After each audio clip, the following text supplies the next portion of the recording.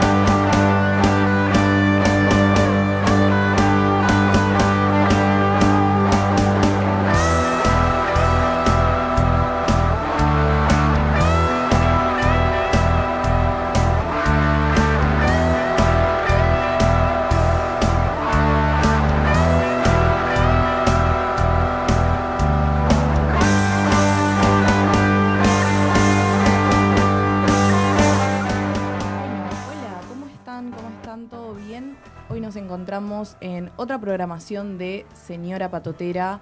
Hoy es miércoles, casi me trabo, miércoles 3 de diciembre, último programa de Señora Patotera del año, un año muy agotador, la verdad, más que nada para, nosotros que somos estudiantes también, pero para el contexto nacional, lo estuvimos hablando un poco durante todo el año, qué fue ocurriendo, qué fue pasando. Hoy me encuentro con Franco Dinardo y Esmeralda Migliori. ¿Cómo están, chicos? ¿Todo bien?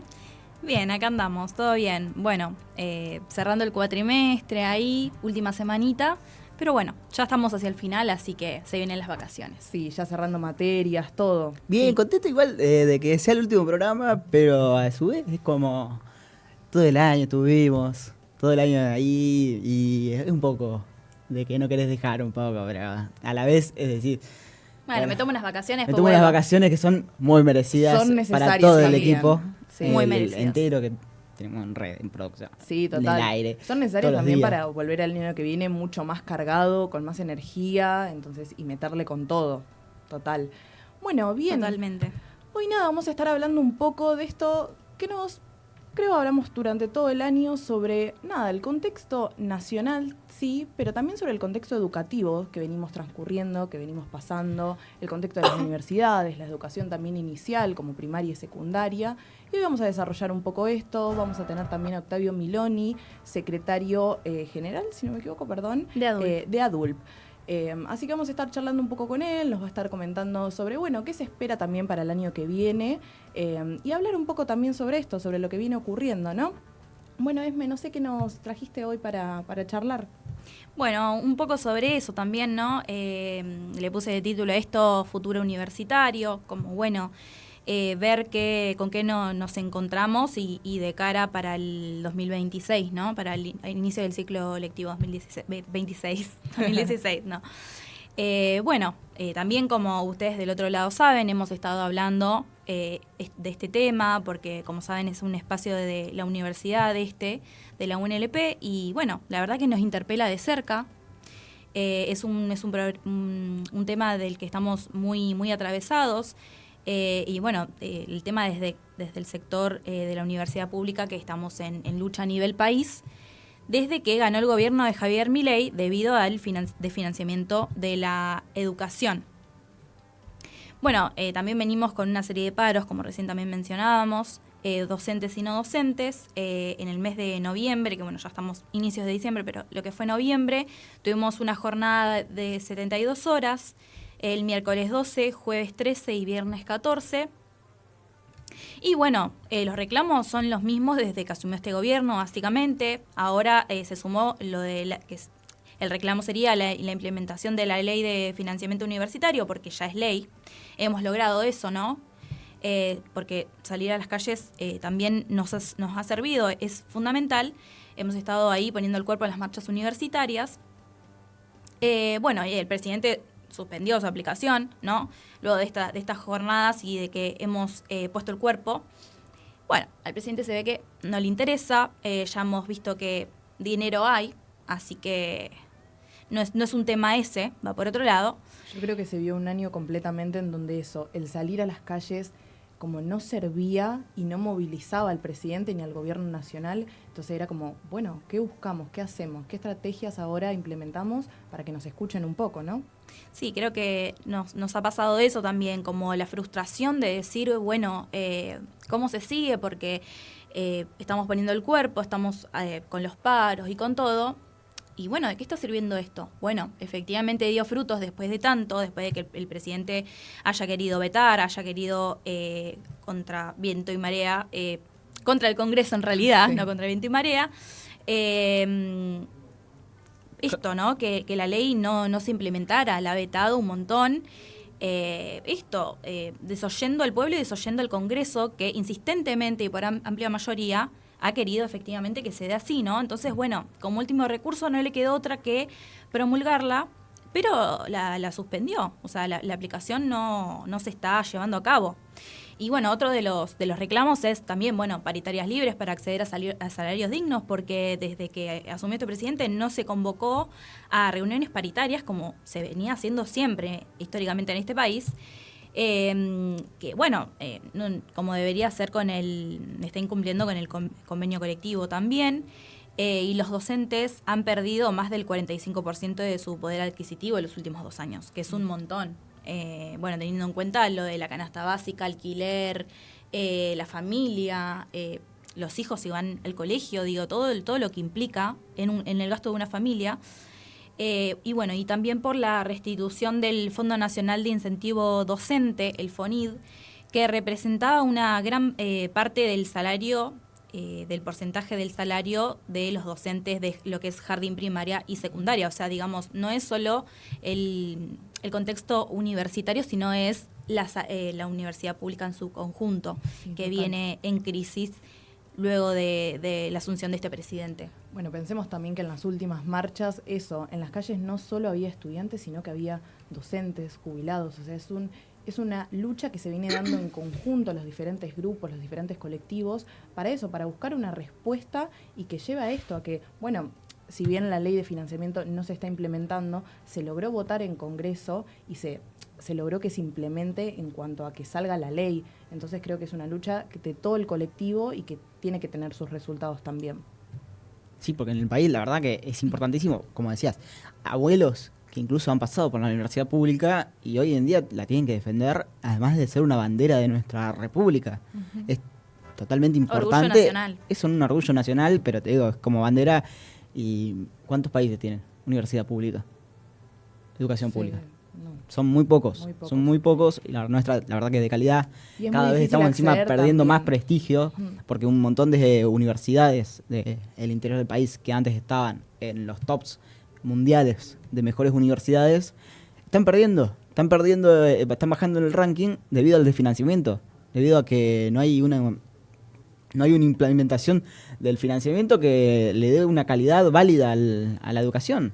Sí, que nosotros también en Argentina, como la educación pública, también hay cada vez menos jóvenes que se vienen a estudiar, que tienen la posibilidad de acceder a la universidad pública, ¿no? También por lo que conlleva el venirse, mucha gente de la que actualmente está estudiando acá en La Plata, no son residentes de acá, entonces vienen de todos lados. Claro, tienen un costo el venir, el pagar un alquiler, bueno, lo estuvimos charlando a lo largo del año. Es muy difícil mantenerse, y más siendo estudiante, si tenés que trabajar, si tenés que pagar tus cosas, entonces como habla de un contexto nacional súper complejo realmente.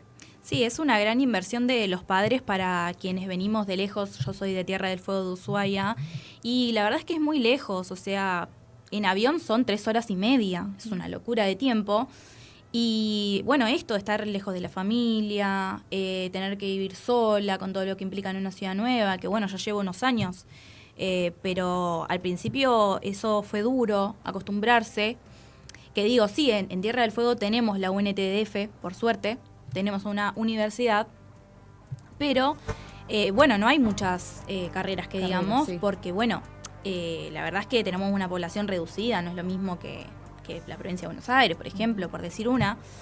Entonces, bueno, si vos no y quienes podemos también, porque hay gente que no puede y tiene que conformarse con las carreras que hay, aunque no sea lo que le guste. Sí. A unos con suerte les gusta y bueno, por suerte está su carrera ahí. Bueno, no era mi caso, en mi caso había un terciario nada más. Entonces, bueno, mis padres dijeron, sí, apostamos a esto porque es también una inversión. Y bueno, lo que es pagar alquiler, expensas, alimentos, los servicios, el wifi, porque sin wifi, ¿cómo vas a hacer? Bueno, o sea, son, obviamente para nuestros padres y nuestras familias, es un esfuerzo enorme que lo toman como como una inversión, ¿no? Como una apuesta, pero que bueno, cada vez es más difícil mantener eso, y cuando en realidad no debería de ser un esfuerzo, sino que debería ser, y es, un derecho, acceder a la educación pública, gratuita y de calidad. Sí, obvio, y creo que eso es también por lo que hay que seguir peleando, ¿no? Para que esto Totalmente. deje de ser solo un privilegio y se convierta en un derecho para todos, absolutamente todos los que quieran acceder a la universidad. Bueno, teníamos entrevista con Octavio Miloni, ¿no? No sé si ya lo tenemos en contacto ahí para poder charlar un poco sobre él. Hola Octavio, ¿cómo estás? Hola, ¿cómo están? Te habla Nerina, ¿todo bien? Bien, bien, gracias. Bien, me alegro. Bueno, nada, Octavio, hoy te teníamos acá para charlar un poco también sobre, bueno, no sé si nos estuviste escuchando un poco, somos todos estudiantes de la universidad pública y queríamos saber, bueno, un poco de cómo se está viviendo la situación actual de los docentes y, bueno, también un poco charlar sobre, bueno, cómo viene eso en cara a el año 2026. Bueno, yo estuve escuchando y por supuesto hay mucho esfuerzo que hacen los estudiantes, las estudiantes, sus familias, para sostener la educación, ¿no es cierto?, la formación. Nuestra situación particular está muy grave porque el poder adquisitivo del salario, o sea, el poder de compra del salario con lo que vivimos, ¿no es cierto?, la mayoría de nosotros vivimos de la docencia, ha caído del orden del 40-45%, o sea, comprás un 40% menos, y no es que comprábamos autos 0 kilómetros, comprábamos alimentos, vestimenta, transporte, ¿viste? Sí. No obstante eso, nuestra nueva conducción de la federación, que asumimos mañana, vamos a asumir un compromiso de que la pelea sea en unidad completa, y donde unidad completa también involucra obviamente al movimiento estudiantil, de manera tal de poder escucharnos también con nuestra problemática, donde el movimiento estudiantil plantee su problemática, sector no docente su problemática, e incluso las autoridades universitarias también su problemática, y hagamos un plan de lucha unificado. Es muy malo si los planes de lucha están segmentados. Sí, es un poco lo que hablábamos recién sobre durante todo este año se fue dando una lucha en conjunto con los diferentes colectivos y eso creo que es la importancia, encontrarnos en las calles y discutir lo que está ocurriendo a nivel nacional en conjunto, ¿no? Yo quería preguntarte un poco de, bueno, ¿cómo es actualmente el estado de negociación salarial con el gobierno nacional? No hay.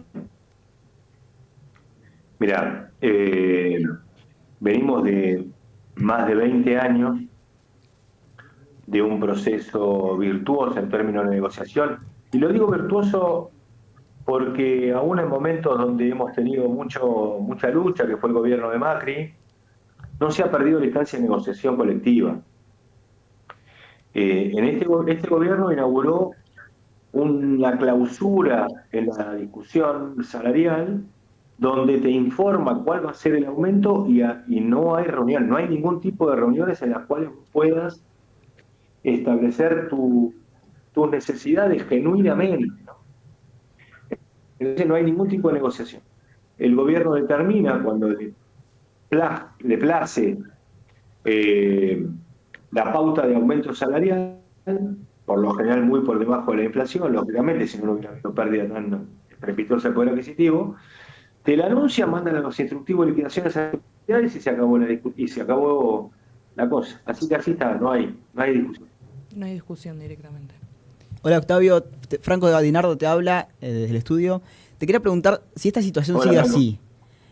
¿Qué medidas se piensan tomar de cara al inicio del ciclo electivo del año que viene?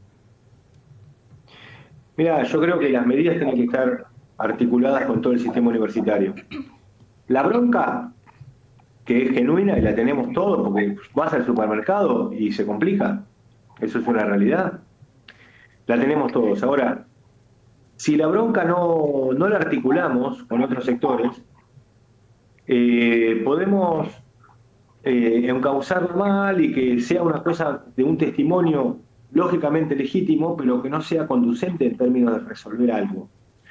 Lo poco que hemos resuelto, digo, poco de términos presupuestarios para las universidades y demás, es cuando hicimos las grandes movilizaciones. O sea, que lo que hagamos el año que viene, yo por eso no voy a andar haciendo anuncios de que no empiezan las clases ni nada, porque voy a decir una cosa, el comunicado que salió de CONADU la semana pasada, tal vez no fue la síntesis de lo que se discutió. No se dijo, no van a empezar las clases. No se dijo eso. No sé por qué se comunicó eso.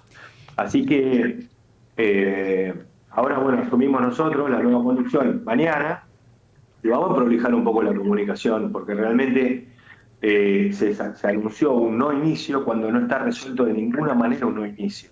No podemos ser tan irresponsables y decir no van a empezar las clases. Tenemos que discutirla con el movimiento estudiantil, con los sindicatos docentes y no docentes, con las autoridades, con el CIN, y ver si tenemos un plan con perspectiva de conseguir algo para el año que viene. Hola Tato, Esmeralda te saluda desde el estudio. Bueno, yo un poco te quería consultar sobre eso, ¿no? De acuerdo al plenario que se llevó a cabo hace unos días, sí. Bueno, eso, ¿no? ¿A qué definiciones se habían llegado? Y justo vos me decís que, bueno, que no se llegó a eso de lo que fue después el comunicado. No. Digamos, ¿a qué se llegó? No, se llegó primero, en ese plenario sí hicimos un balance donde se coincidió lo que hemos luchado y lo que hemos perdido de salario. No queremos hacer énfasis solamente en lo que perdimos salarialmente, porque si no es desmovilizante. Hemos luchado mucho también, mucha movilización. Lo que te puedo asegurar es que no se llegó a la conclusión de que no empiezan las clases el 2026, eso te lo garantizo. Yo estuve en el plenario. Podemos decir, sí, que en situaciones tan anormales en términos salariales no puede haber normalidad. No hay normalidad porque el salario está caído por el piso, entonces la situación no es normal. Lo que no significa que yo te vaya a decir no empiezan las clases. No lo puedo decir, no lo voy a decir. Claro, bueno, eso... Ay, disculpa. Eso para este lado, digamos, de los estudiantes, como que es un poco aliviador, ¿no? Escuchar esto, porque vos ves, no van a empezar las clases y es como bastante alarmante, como que da, bueno, incertidumbre, ¿no? Mucho miedo, claro. Así que esto, la verdad que me decís, me tranquiliza un poco y me imagino que a muchos estudiantes también.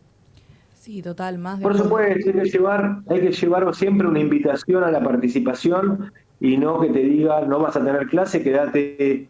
Porque aparte, vos fíjate esto, si vos empezás un mes después, ¿para qué vas a pagar un alquiler un mes más, no? Si vienen de afuera. No, hay que tener mucha responsabilidad, cosa que ese comunicado realmente no fue feliz en ese sentido. No se discutió, no se dijo, no empiezan las clases, no... una barbaridad eso, comunicar eso. Lo que tenemos que hacer es un gran plenario, incluso con todos los sectores, para ver cómo encaramos esto ante incluso la negativa.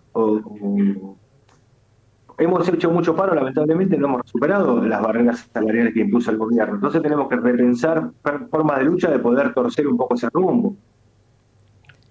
Bien, Octavio, bueno, hablando un poco de la situación en cara al año que viene, ¿cómo estás viendo la situación universitaria para el año 2026? ¿Qué es lo que ustedes esperan que ocurra? Bueno, tenemos varios planos, la universidad en general, poniendo mucho para desarrollarse y para poder salir adelante en esta situación tan adversa en términos presupuestarios, pero hay mucho compromiso de las autoridades, incluso a nivel nacional, lo digo, ¿no? Ni hablar nuestra Universidad de La Plata. Nuestra universidad la vieron primero en un proceso de discusión sobre ratificación del rumbo, va a estar conducido por Fernando Tauber, tiene una idea muy clara del sistema universitario y de la Universidad de La Plata en particular, así que vamos a estar acompañando ese proceso político. Creo que el gobierno va a tratar de apuntar a lo salarial como para desmoralizar a los docentes, a los no docentes, digamos, pero las autoridades yo creo que en gasto de funcionamiento van a ir soltando un poco, incluso para tratar de unir el Frente Sindical Nacional, que lo que tenemos que hacer es más unión. Entonces, si hay negociaciones para que aparezca plata para el financiamiento, esas negociaciones tienen que darse. Y si falta para lo del salario, el SIN tiene que expresarse como ya se expresó, y en la Universidad de La Plata va a haber una continuidad en un proceso político muy virtuoso, que es el proyecto que tenemos en nuestra universidad. Bien.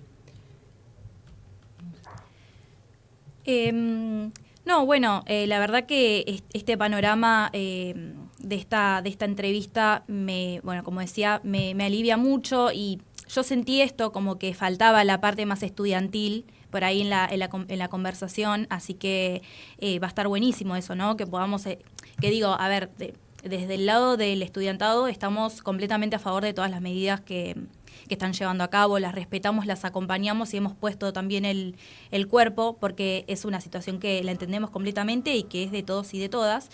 Pero bueno, digo, me parece muy bueno esta iniciativa de que también podamos estar ahí como parte también. Porque bueno, al fin y al cabo eso es una lucha de todos, digamos. En este barquito estamos todos y todas, así que es imposible querer llevar un plan de lucha sectorizado, porque eso conduce solamente a un fracaso. Así que, y todo fracaso del campo popular es un fortalecimiento de los sectores que atentan contra los intereses populares. Así que lo que tenemos que es focalizar mayores nivel de amplitud, y ni hablar del movimiento estudiantil, que son si hay algo que uno diría la masividad del sistema universitario, es por el movimiento estudiantil. Así que no cabe en ninguna cabeza sensata un plan de lucha sin el movimiento estudiantil como artífice y como parte importante en la discusión de la estrategia. Totalmente. Bueno, Tato, también agradecerte por siempre tu predisposición para con nosotros, para con el programa. Siempre que te escribimos estás ahí a disposición para estar en comunicación con nosotros y nosotras. Así que bueno, más que agradecidos también. Yo sí les agradezco que tengan en esta situación, incluso de tanta adversidad, unas lindas fiestas. Es importante también pasarla bien con la familia y los afectos. Y un saludo a todos los compañeros y compañeras de la Facultad de Periodismo y Comunicación Social. Muchas gracias, Tato. Que anden bien. Chao, nos vemos. Bueno, lo tuvimos a Octavio Miloni, pudimos charlar un poco. Me quedé con ganas de hacerle una que otra preguntita más. Más que nada eso, como para charlar un poco sobre la prioridad a nivel nacional, qué considera él que tiene que darse también en materia de la educación, ¿no? Pero bueno, siento que fue muy importante que nos comunique esto de lo que se publicó sobre el inicio de clases. Hoy nosotros lo estamos hablando como, nada, esta medida, más allá de que nosotros acompañamos, la defensa en este caso de los docentes y en el contexto en el que se está. Bueno, era una preocupación que como estudiantes teníamos, y nada, que nos comunique esto, que realmente no se llegó a este acuerdo, que hay algo atrás de esto y que se tiene que comunicar bien, se tiene que informar.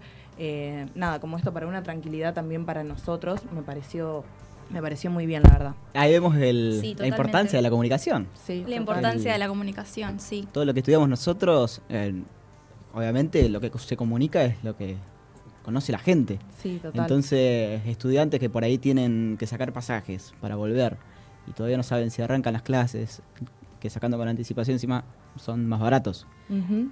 En el contexto que estamos mencionando de financiamiento y de ajuste.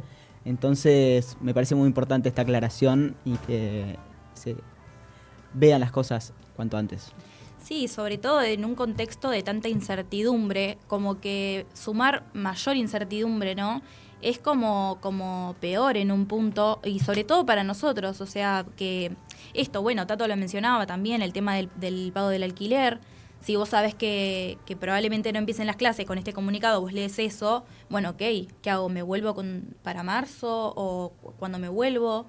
Entonces, son todas cosas que bueno, esto no se han contemplado tal vez a la hora de comunicar y bueno, nada, yo pensaba que efectivamente podría llegar a ser así, porque bueno, vos ves un comunicado con esas palabras y decís, bueno, o sea, ok, uno entiende que la situación está grave, él también lo ha mencionado, pero bueno, como esa comunicación, viste, esas palabras tan fuertes, creo que bueno, esto efectivamente nos trae como más tranquilidad. Sí, que aparte el comunicado hablaba de que nucleaba a creo que más de 30 sindicatos, si no me equivoco. Sí. Entonces como que tenía un peso. Tenía lo que- bastante, sí, la CONADU en sí, Sí, total. tiene su fuerza. Y es más, yo hablaba con diferentes compañeros míos sobre esto, sobre la situación de, bueno, ¿cómo se va a dar? Porque también no solo complejiza el inicio de clase, sino también todo el cuatrimestre. Lo vimos esta última etapa del año, estos últimos 4 meses, que fue muy difícil terminar las cursadas, llegar con las entregas, hablar también con los profesores de la situación, porque somos estudiantes que entendemos la situación de cada docente, pero también sentimos que tiene que haber un acompañamiento hacia nosotros, que también estamos en una situación compleja, ¿no? Sí, y en el medio también hay compañeros y compañeras que se están recibiendo. Bueno, acá con Franco estamos también a unas pocas materias de poder iniciar la tesis. Entonces digo, como que son cuestiones que también te preocupan porque es tu futuro, o sea, es el futuro de la universidad y de la UNLP, pero es también tu futuro como individuo, que acá no pensamos como individuo, pensamos en lo colectivo, pero también vos ves tu proceso y decís, bueno, me queda poco y no sé cómo va a ser esto el cuatrimestre que viene. Sí. Entonces, como que, bueno, puntualmente me trae mucho alivio esto que él menciona, y también esto de que se sume también el movimiento estudiantil, Sí. que se lo tenga en cuenta como en la conversación, más allá de que, bueno, hemos hablado que acá falta, ¿no?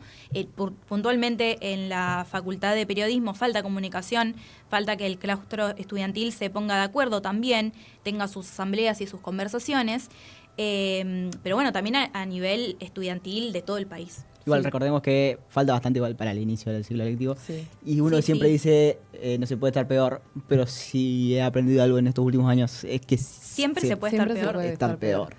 Y que por algo existe la frase, no siempre se puede sabremos. estar peor. Total. Y que pensar también que todas las conquistas en la historia de la educación se dieron en conjunto, docentes, no docentes, artistas. Entonces, nada, esperemos que el año que viene también se pueda dar esta conversación entre los diferentes colectivos. Nos vamos a ir a una breve pausa y volvemos con más de Señora Patotera.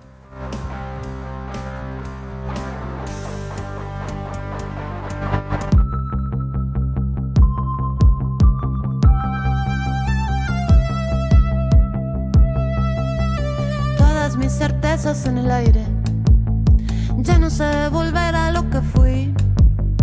Todos los caminos se abren de repente y olvidé cómo seguir.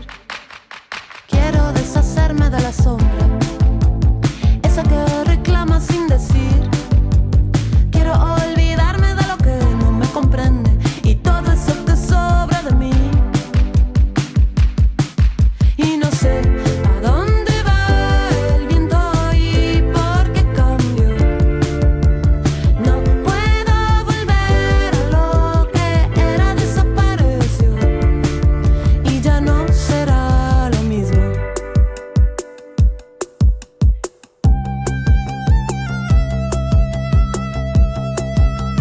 Las palabras ya no dicen nada, no pueden contar y describir. No lo entiendo, ya no significan lo que antes. No pueden hablar por mí. Quiero sacudirme tanta duda y aprender todo de nuevo. Quiero saber quién soy cada momento. Cuéntame el final. Cuéntame el final. El final, final feliz. Cuéntame el final. El final, final feliz. Cuéntame el final. El final, final feliz. Cuéntame el final. El final, final feliz. Y no sé a dónde va el viento y por qué cambio. No puedo volver a lo que era, desapareció. Y no sé a dónde va el viento y por qué cambio. No puedo volver a lo que era, desapareció. Y no sé a dónde va el viento y por qué cambio. No puedo volver a lo que era, desapareció y ya no será lo mismo.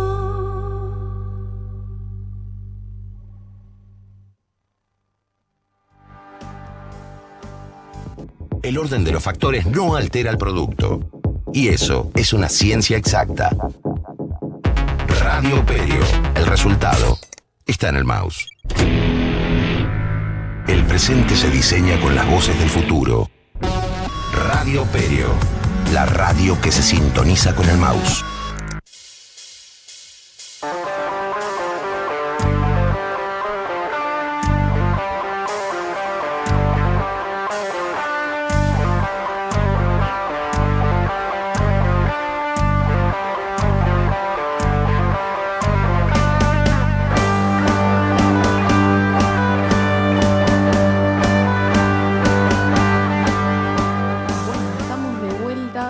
Las 2:30, justo, muy exacto volvimos. Nada, bueno, estuvimos con Octavio Miloni, estuvimos charlando un poco en cara a la situación del año que viene en cuanto a las universidades. Y yo también traje hoy algo para hablar. Hoy el programa va a ser bastante de educación, vamos a estar charlando un poco de esto. Bueno, por lo que dijimos hoy, somos estudiantes, es algo que nos atravesó durante todo el año, entonces me parece importante traerlo. El día de hoy quiero contarles algo acerca de algo que estuvo circulando, un proyecto de ley hace algunos días en los medios de comunicación. Que se filtró, ¿no? Se filtró, sí, en realidad no es algo que se publicó. No estaban los planes. Claro que, aparte por lo que estuve investigando, parece que esto se filtró por parte de gente cercana al gobierno nacional. Entonces, sí. Está complicado, es lo que hablamos un poco. No solo el contexto nacional está complicado, sino también las internas dentro del gobierno nacional está bastante movido.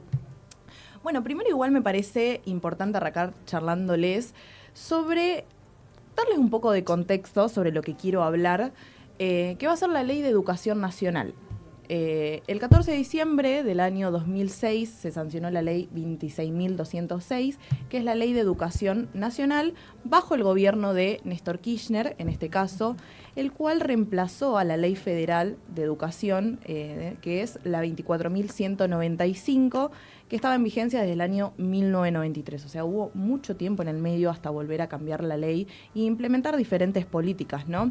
La de 1993 había sido sancionada bajo el gobierno bajo la primera presidencia de Menem, y la de 2006 básicamente fue promulgada 13 días después de haber salido el comunicado. Se subió ahí un poco. Sí, la música. Bueno, la ley básicamente, la 26.206, implementa la educación como un derecho fundamental para todos los argentinos. Obviamente con la propuesta de que la educación sea gratuita, de calidad y pública, más que nada. Básicamente esta ley se da también en el marco de, reducir esas desigualdades, erradicar las injusticias que estaban pasando en ese momento. Pensemos que la educación siempre fue algo muy complejo en nuestro país, que la gente acceda. Entonces, implementar esta ley hizo que muchos estudiantes, muchos jóvenes, niños, accedan a una educación pública y de calidad, que creo que eso es lo principal y por lo que también estamos peleando hoy en día, también por la permanencia de los estudiantes en el sistema educativo nacional. Bueno, esto del acceso de los hijos de obreros, ¿no? Los hijos de trabajadores, que no quede solo en gente de plata, sino que el acceso efectivamente sea para todos y para todas como un derecho. Sí, lo que hablábamos hoy, que la educación no sea un privilegio, sino que sea algo a lo que todos podamos acceder, que sea un progreso para el desarrollo en nuestra vida de acá en adelante, ¿no? Por eso también siento que fue importante traer esto. Yo voy a hablar mucho de la educación inicial, o sea, los niveles primario y secundario, pero porque siempre problematizamos, creo que el ámbito universitario, y también está bueno saber qué es lo que está pasando a los más chicos, si tienen esta posibilidad de acceder, para que el día de mañana también accedan a la universidad, ¿no? Bueno, como digo, esta ley no solo se orientó a resolver estos problemas, sino también a implementar diferentes políticas de Estado para que la garanticen, la financien y básicamente la sostengan también, ¿no? Bueno, alguna de ellas es la Ley de Financiamiento Educativo, la cual otorga el 6% del Producto Interno Bruto a las diferentes instituciones educativas, que fue sancionada en 2005, o sea, fue sancionada antes de la Ley de Educación Nacional, pero se implementó también con la idea de esto, de que esta ley lleve a cabo también un financiamiento a estas instituciones. Bueno, también la Ley de Educación Sexual Integral, la cual esta sí fue sancionada en 2006 y otorga el derecho a los estudiantes a recibir contenido educativo sexual en todos los niveles y en todas las escuelas del país. Algo que también yo siento que es mucho complejo, me recuerda a mi primer año de secundario, ya no sé hace cuántos años. Nada, que era como muy complejo hablar de estos temas también, y que me acuerdo que se mandaba un comunicado a las diferentes familias para ver si permitían que sus hijos charlen de esto, que se les informe. Y me acuerdo que muchos padres estaban en contra de esta ley. Bueno, después vimos este movimiento de con mis hijos no, Sí, total. No por nada. Total, y que creo que también va un poco en retroceso. Yo siento que es muy difícil, plantear estas circunstancias, porque aparte creo que se habla con mucha naturalidad, pero a veces esa educación no la tenemos en casa, o los padres a veces no están preparados para dar este tipo de contenidos. Entonces, en su momento me acuerdo que mi mamá era como muy a favor de esta implementación, por esto mismo, porque siente que la escuela no solo tiene que darnos este espacio de contenidos, matemática, física, tiene que también convertirnos en ciudadanos que vamos a transitar la vida en general. Entonces hay que aprender sobre otros temas, creo yo. Y también porque es un derecho también a saber sobre nuestro tener educación sexual integral. Bueno, también ahí está el tema de poder identificar los abusos sexuales en niños. Sí, sí. Eso, bueno, también ha estado comprobado que efectivamente sirve para eso. Vos ahí podés darte cuenta si hay un niño o una niña que está pasando por una situación así y a temprana edad, para poder intervenir justamente. Porque bueno, ahí el Estado tiene que efectivamente tener herramientas para poder, ¿no? Desde la escuela, porque digo, ya para mí eso ya es una cuestión de Estado. Sí, que total. tiene que intervenir ahí, porque digo, ¿quién cuida a ese niño, a esa niña? Muchas veces, sabemos que los abusos intrafamiliares son los que más los más comunes, perdón. Entonces, muchas veces pasa de que tienen miedo de contarlo porque les digan que son mentirosos, ¿no? Esto de que no les crean, son del entorno familiar muy cercano a veces también, entonces es muy, muy difícil.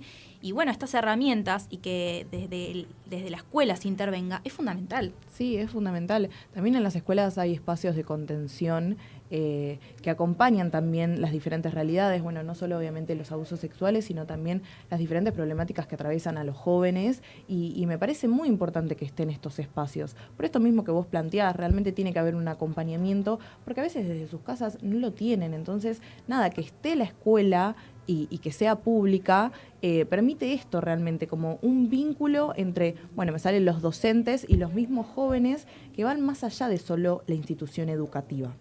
Totalmente. Bueno, y una última cosa, y ya te dejo. Lo que es en las escuelas primarias y secundarias, también es una cuestión muy importante la alimentación, ¿no? Sí. El comedor de la escuela, porque ahí muchas veces hay niños y niñas que tienen la única comida del día en la escuela. Y esto se ha incrementado desde la pandemia hacia acá. Sí. Se ha ido incrementando año a año. Digo, antes, sí, obvio, yo recuerdo de ir a la primaria y que hayan chicos que necesitaban ir al comedor, ¿no? Pero no era como una locura. Y ahora se ha incrementado bastante. Digo, es algo alarmante también. Y ahí vos te das cuenta toda la importancia. Porque es la ESI, porque es la única comida que un chico o una chica puede acceder en todo el día. Sí. Son muchas cosas también. Yo antes lo veía más en escuela primaria, esto que vos me hablás de los comedores. Hoy en día se ve en todos los años. Bueno, a ver, nosotros en la universidad, más allá que en la facultad no tenemos un comedor, tenemos el comedor universitario, que está a un bajo costo. Por eso, porque hay una necesidad cada vez más grande de que no se llega a fin de mes, de que los padres no llegan a fin de mes y que necesitan ese espacio para que su hijo, su hija pueda alimentarse. Realmente. Además, la calidad de la comida que es excelente, tanto el comedor universitario como de los comedores de las escuelas primarias y secundarias. La verdad que la comida es muy, muy bien pensada nutricionalmente y en todos los sentidos. Sí, total. Bueno, algo que les quiero decir, a partir de este momento de que se empezó a implementar la Ley de Educación Nacional, Argentina pasó del puesto 81 al 19 en el ranking mundial de inversión educativa, en comparación también con la riqueza que tenía el país, y se posicionó como el 7º país con más inversión educativa entre el año 2004 y 2011. Entonces es como, nada, un cambio que se registró y del cual se habló bastante, porque bueno, es lo que hablábamos hoy, la educación en Argentina siempre fue algo complejo y siempre se la vio como desprestigiada por el hecho de ser pública, pero que todo lo contrario, o sea, más chicos pudieron acceder a la educación y eso es lo que hablamos hoy, es un objetivo que se tiene que dar y que se tiene que cumplir para que también nosotros tengamos el desarrollo años después, que podamos acceder a la universidad, que podamos seguir estudiando. Yo traje un video de un documental que ahora les voy a comentar bien de quién es, pero quiero que lo veamos, quiero que lo chusmiemos un poco. El 71% de la población de Argentina es analfabeta. ¿Cuánto, doctor? El 71% de la población no sabe leer ni escribir, señor presidente.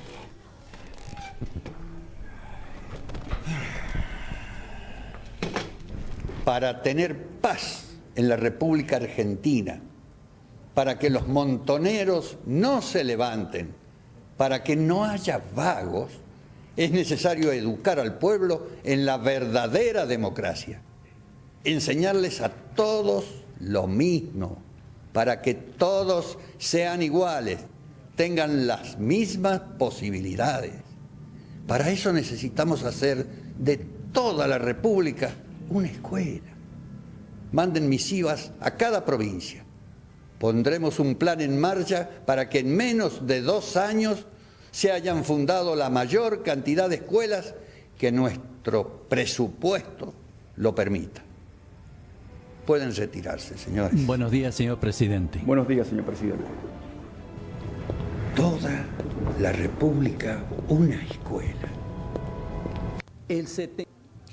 Bueno, este documental se llama Documental Ley 26.206, se encuentra en YouTube en el canal de Adriel Ludueña, en realidad es de Canal Encuentro, este documental dura más o menos entre 10-15 minutos, es muy, muy breve, pero hace un desarrollo de la historia en cuanto a las leyes de educaciones nacionales. Bueno, ahí se le ve como un ejemplo de Domingo Faustino Sarmiento en su momento, que nada, bueno, imagínense que en su primera presidencia, en 1868, él implementó la ley 400, si no me equivoco, 446, ¿sí? 446 de subvenciones, que básicamente permitía girar fondos a las diferentes instituciones educativas que se encontraban como en una crisis económica.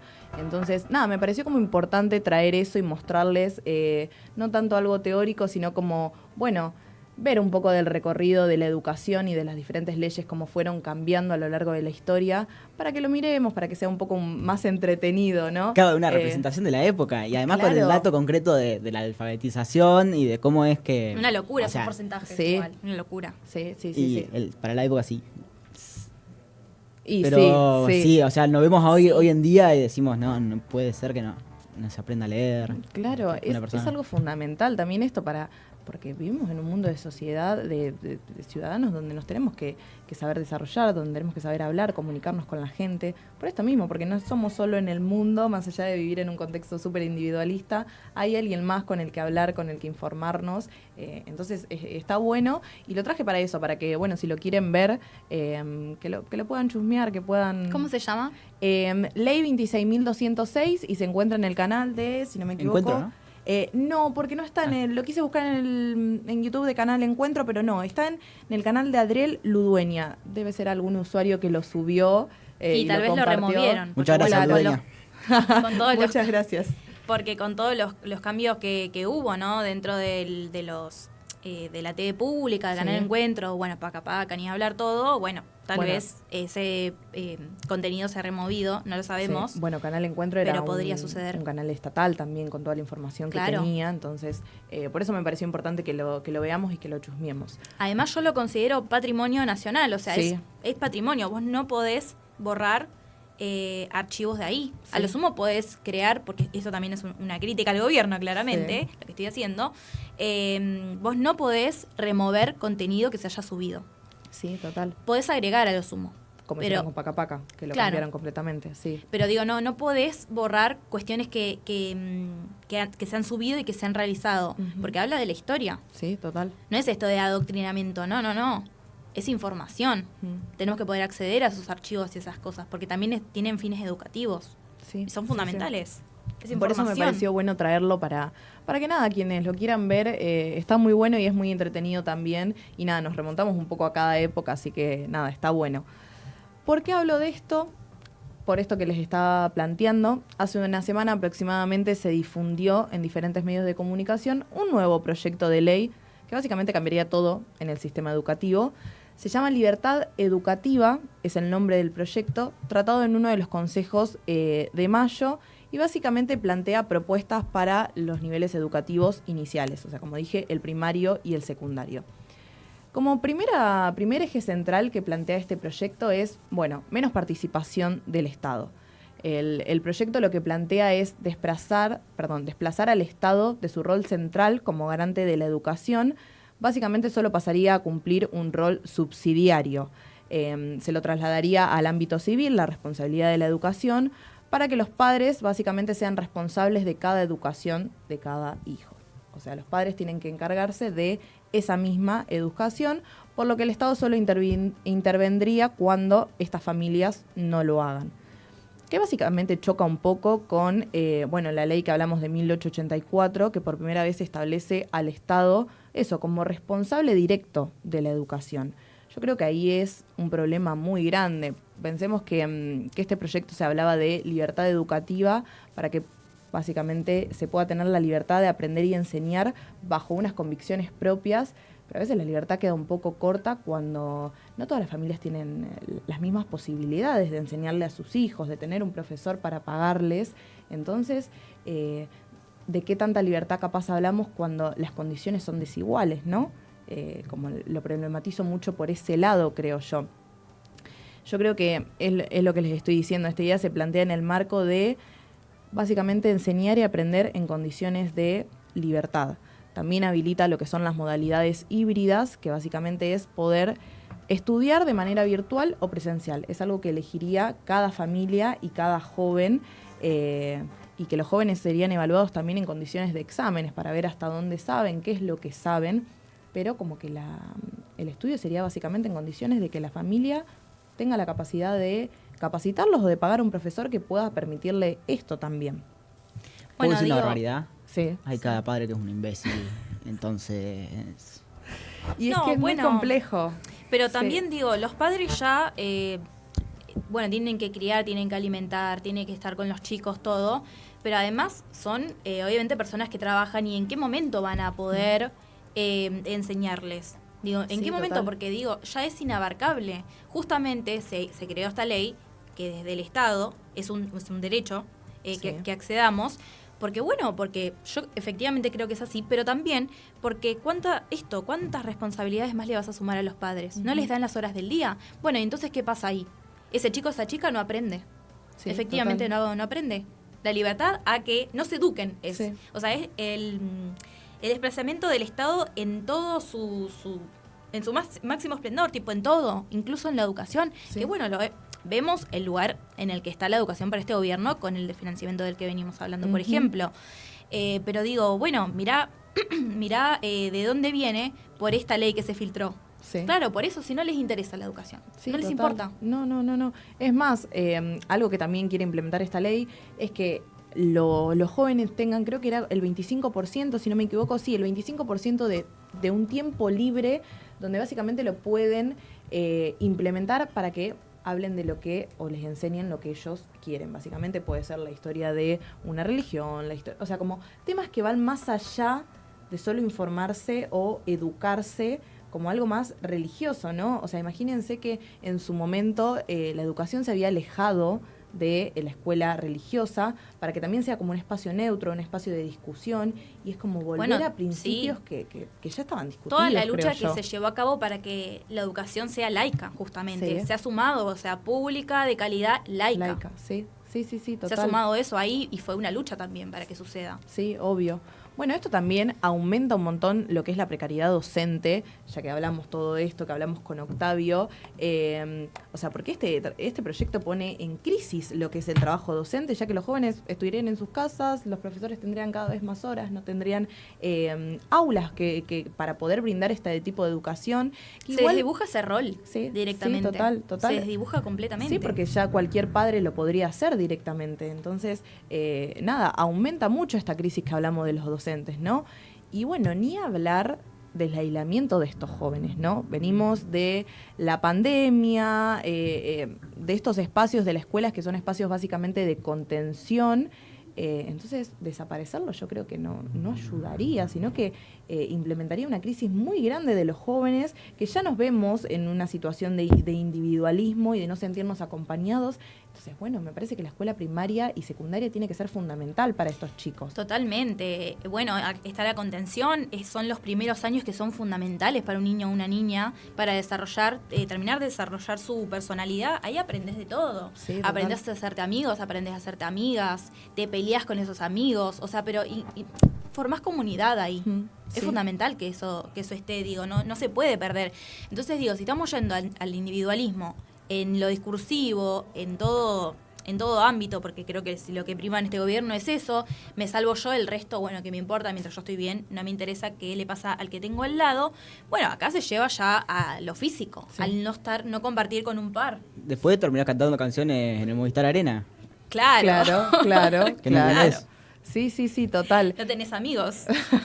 Total. Son muy importantes los amigos. Esto que hablábamos un poco de la ley de educación sexual integral, el proyecto tampoco menciona estas cosas, ni la educación ambiental, ni las modalidades educativas como la educación especial o la educación bilingüe, atrasando años de investigación, experiencias que se han realizado y básicamente convierte a la educación en algo completamente fragmentado, alejado de la realidad en la que vivimos, por esto mismo, porque los jóvenes tendrían su propio espacio donde ya habitan, donde no comparten tiempo con otros jóvenes, otros niños, con no ven otras pares. Realidades. Entonces, nada, yo creo que es algo para problematizar.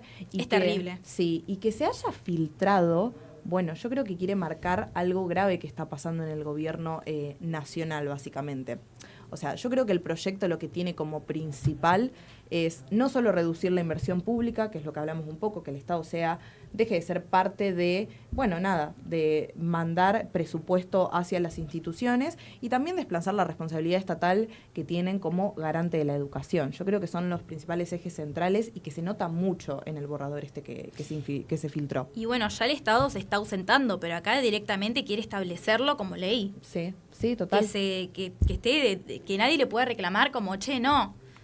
No.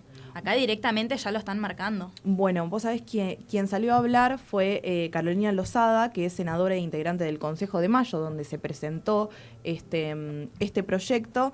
Y básicamente, la voy a citar, dice que hay filtraciones que no hacen bien a lo que nosotros queremos hacer. Obviamente hablando de que el borrador que se presentó era falso. Pero fue la única persona que salió a hablar, quien también es encargada de gestionar este proyecto de ley y hacer obviamente que pueda salir a la luz.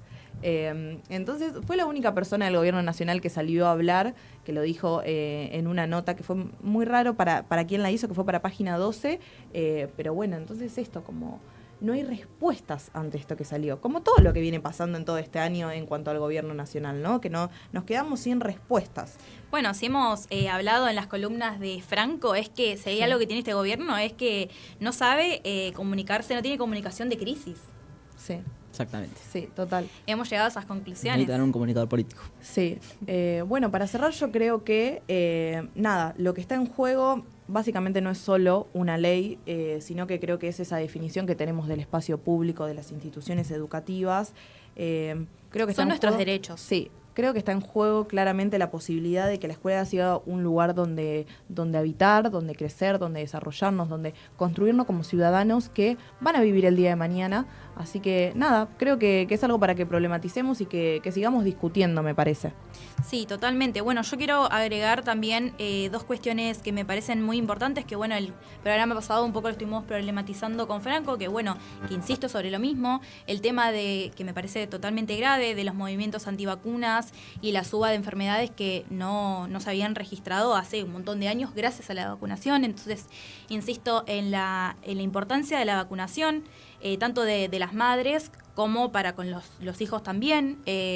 Bueno, que por favor obedezcan y tengan el calendario al día, porque no es solo yo elijo por mi hijo, no te metas con mi hijo, no, porque estamos hablando de salud pública. Sí, total. Claro, bueno, esa gente son padres, como ya dije, son imbéciles. Sí. Digo, bueno, en primer lugar eso, y en segundo lugar también queremos concientizar con el uso de preservativos, por favor, porque también, bueno, hay suba de sífilis, entre otras ETS. Entonces, bueno, me parece fundamental el cuidado de uno para cuidar también al otro en el caso de las vacunas y los preservativos. Así que, bueno, insisto con eso, por favor. Sí, obvio. Y también eso, como seguir problematizando todo lo que hablamos día a día. Nada, me pareció importante igual que traigas eso, que lo menciones. ¿Nos vamos a ir a una breve pausa? ¿Sí? Bien, ahí volvemos. Y volvemos.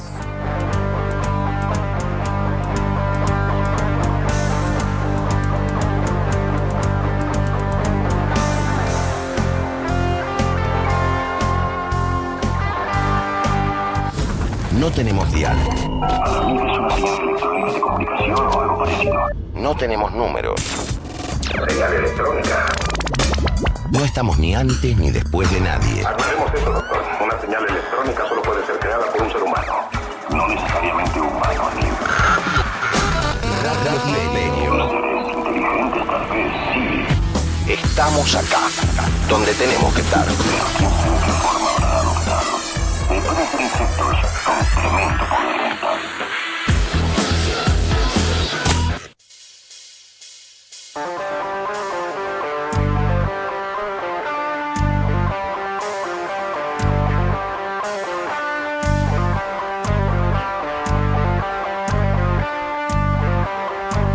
Bueno, estamos de vuelta, nos queda el último ratito del programa.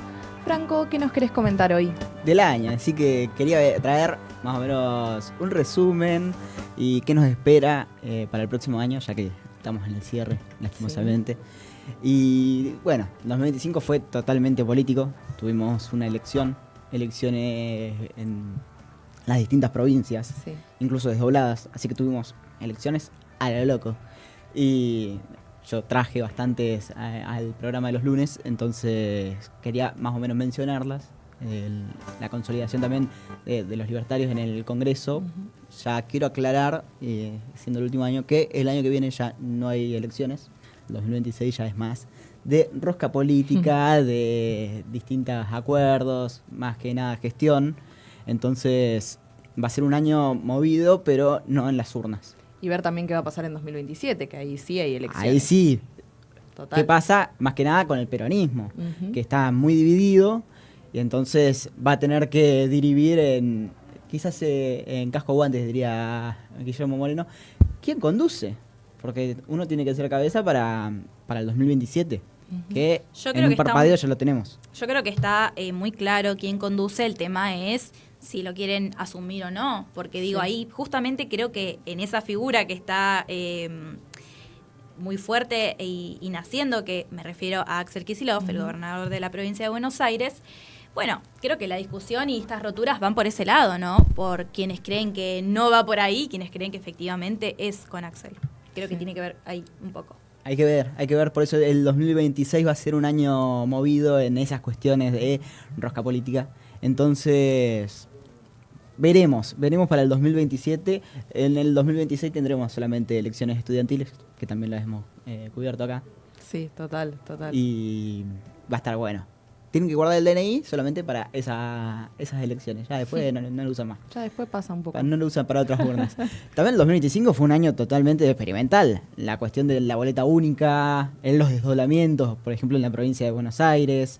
Entonces, veremos que fueron una prueba para lo que es el 2027. Eso está bastante interesante de ver en este año muy movido, que estuvo interesante. Y más para nuestro programa de política, que meramente político. Nos están dando contenido a rolete. A O sea, lo loco. los 2 días de columna política no nos han alcanzado. Los lunes y los Sí. miércoles se nos han quedado cortos totalmente. Total. Es como que faltó, y siento que nos faltó hablar de mucho más también, ¿no? Sí. Pasaron muchas cosas este año, la verdad, y creo que también nos llevamos muchas experiencias que eso nos van a dar una perspectiva para el año que viene, cómo se va a ir dando, ¿no? Bueno, yo ayer cerré el programa de los martes de geopolítica y la verdad que quería también cerrar un poco acá de decir que me llegó una hermosa experiencia, un equipo hermoso que conocí y es muy lindo el año que metimos. Sí. Desde a dónde vamos a parar. Sí, total. Bueno, yo me sumé hace muy poquito también y nada, la verdad es que descubrí un mundo, mucha rosca obviamente, más en el programa en el que estamos, pero eso también como la capacidad de poder informarnos constantemente y nada, hablar de temas de actualidad que uno a veces vive en su burbuja y no lo entiende, pero bueno, sentándote acá y discutiendo y hablando sobre los diferentes temas, te informas un montón y está buenísimo. Bueno, y por es eso lo que es queremos para importante. los oyentes también, ¿no? Por eso, disculpa que te interrumpí. No, obvio.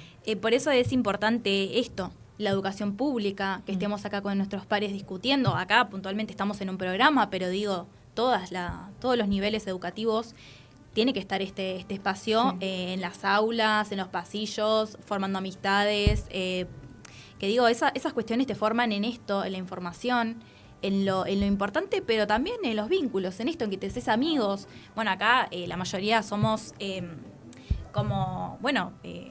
hemos conocido personas, ha estado un año muy lindo, nos hemos sumado, ya somos un montón en el programa y bueno, también agradecer a Radio Perio, que es una familia, la verdad, a los operadores que están siempre del otro lado, así que bueno, eso, nada, muy agradecida de estar acá. Obvio, Bueno, voy a obvio. presionar, mañana hay premios.